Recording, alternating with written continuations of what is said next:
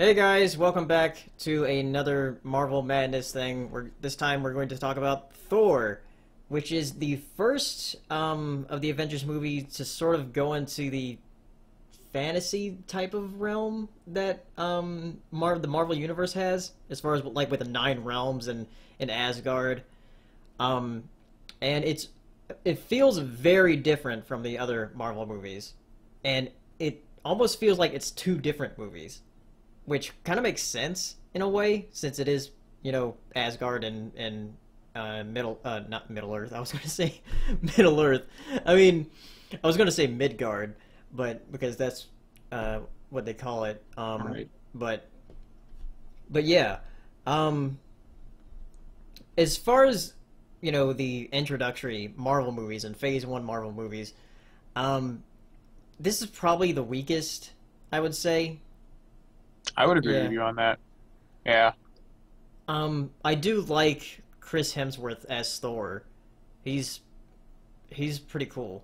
I think the casting in this movie in general was pretty well done. Tom Yeah, Hiddleston as Loki obviously was amazing and a really good choice, and the fangirls seem to agree yeah. with that. Chris Hemsworth made a great Thor. Um, I'm not too familiar with the lore of Thor lore, Thor if you lore. will. But I mean, I probably know more about just general Nordic mythology than actual Thor Marvel mythology, as sad as Yeah, that is. Um, but I think the character of Thor and what they were trying to do in the movie was pretty admirable. And like you said, it did feel like two different movies, but I think that was probably a good thing because I think that kind of speaks to how well Asgard was designed and how yeah, it was definitely came off as like a fantastic place, like a fantasy sort of world, and it felt very different. It wasn't just like your standard kind of like swords and sorcery kind of yeah. location. Like when you see like the edge of Asgard, like it's out into space. Right. Yeah, It's totally like, I mean, because obviously the world of Asgard is taking traditional Nordic mythology and then kind of like bolting that onto the Marvel universe, which is very yeah, much kind of like your typical sci-fi space kind of thing. Because there's like guys like Thanos and Galactus and stuff out in yeah, space, and space is a thing. So they're like, how can we kind of integrate classic Nordic mythology with our very cliche comic book kind of world? And yeah. I mean, they handle that pretty interestingly. I think the reason, because like Chris Hemsworth's really good in this movie. Coulson's back and does his thing. The casting I thought was pretty tight. I think the biggest problem with this movie is that the whole point of it is it's Thor kind of learning humility because in the beginning he's a very Yeah, arrogant cocksure motherfucker who doesn't really give two shits, and um, Odin's like, no, you're kind of not worthy of this hammer. I'm just gonna go put it down there, and you're gonna learn to fucking get your shit together, and that's yeah, cool. And I like the idea of him like humbling himself and understanding like that all life is precious and blah blah blah. It's stereotypical. I mean, his character arc is not unique in any way, but it makes him a like character you kind of end up really caring for because it's like a empathetic lesson, like a lesson like you like characters seeing. The problem I thought was that the chemistry between him and Natalie Portman's character didn't have any grounding in the actual story of the movie. It just kind yeah, of happened.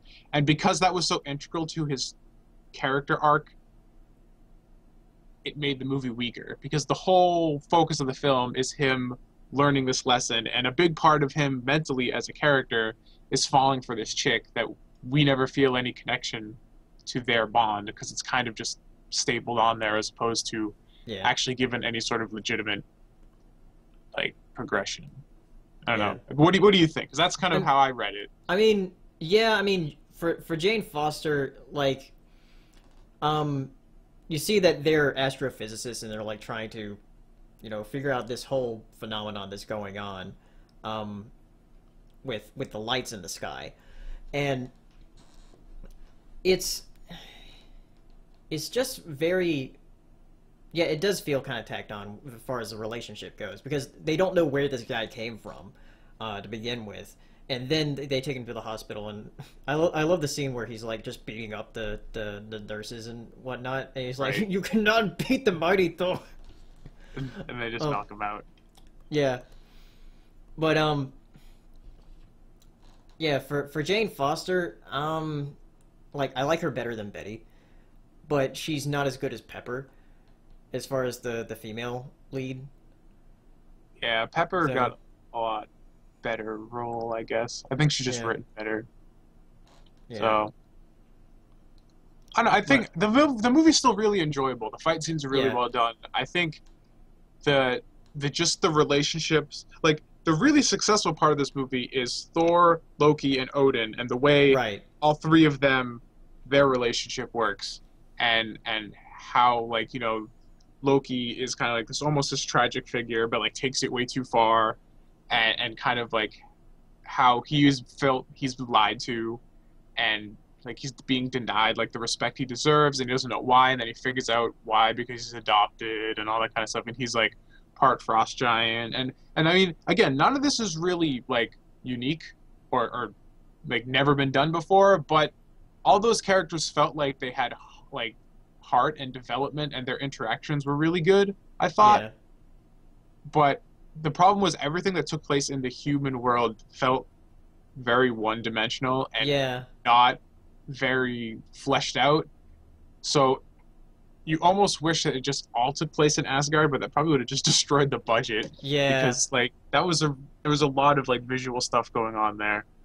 yeah, So, and then also like all of Thor's buddies kind of feel like they didn't get enough yeah. screen They time, definitely didn't get and they enough felt screen very time. one note as a Yeah, result. Like they didn't even really need to be there. Like I think if we could like just you guys can just go over there and just not be here, and then we can take the time that you're on screen to further develop the human side of this equation. I don't know. I've had fun watching this movie because I've watched it a few times actually. It was on Sci-Fi a bunch of times. So just like huh. crash, and then it would be on Sci-Fi again. I'd be like, okay, guess I'm watching this again because I'm too lazy to get up. And it's still a fun ride. Yeah, But I wouldn't say. I think it. Yeah, you're right. It's definitely the weakest of the Phase One films, if not all of the Marvel movies so far. Like the well, cinematic universe movies. I mean, yeah. Well, I maybe I don't know. I once mean, we I get to guess I've another never one. really sat down and thought about it before. But Thor is always the one that, at least on the initial viewing, I was like, as opposed to be like, yeah, fucking Yeah. great. Um, So and we do get a small glimpse of Hawkeye in this movie where he's like yeah, Coulson tells him to like aim at Thor and like he starts to grab the sniper rifle and he grabs the bow. yeah, It's he like gets the bow why would he instead. grab the sniper rifle to begin with? I think it was more for the audience. Yeah, You know, it was just like a visual gag, but yeah, they're just like, you know what's going on. yeah, and also uh what one funny thing that I noticed in this viewing is that Thor, when he goes back to Asgard, he calls Coulson son of Cole. Yes, Yeah, which is like the best, one of the like best Odin's lines in the son. movie. Yeah, Yeah, Son of Cole. or like that And went by so quick. yeah, I didn't catch it the first like couple times I I watched it. didn't realize he said that until it was I saw a GIF of it on Tumblr like last year, and I was just like, clever. I see what you did, movie.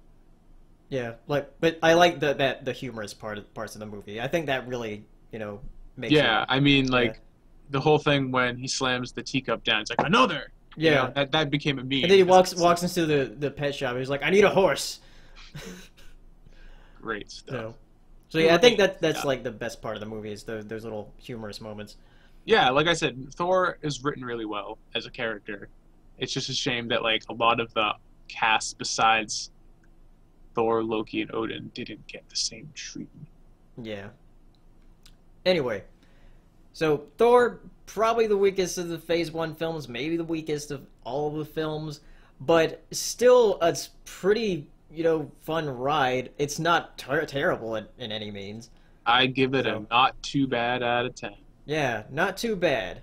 So join us next time when we talk about probably one of my favorites of the Phase 1 films, Captain America, the First Avenger. So, see you next time. Bye.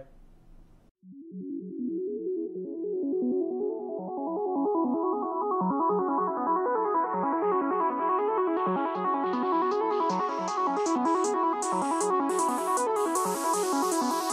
evening, ladies and gentlemen. Well, by now we're getting a bit used to winter. We're like soldiers in the middle of a campaign, growing hardened to discomfort and better